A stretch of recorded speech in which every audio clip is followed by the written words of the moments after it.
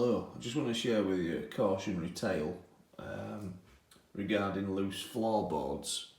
We have a floorboard here what's been loose for a while, so I've removed the carpet and I've done a bit of a repair.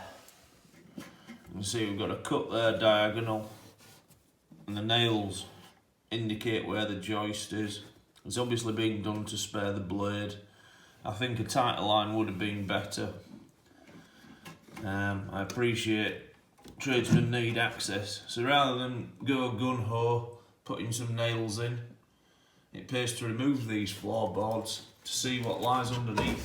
And as you can see underneath, we have a pipe and a cable.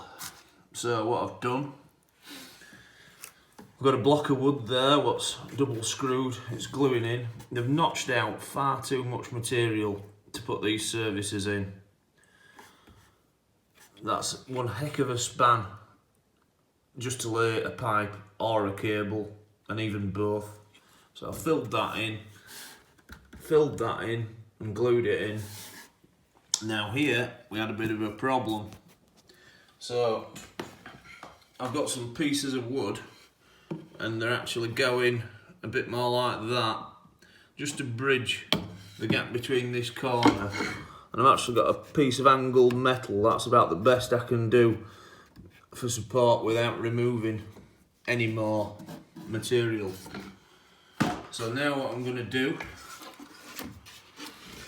is refit the board, but what I'm actually going to do, before I do it, I'm going to mark where things are,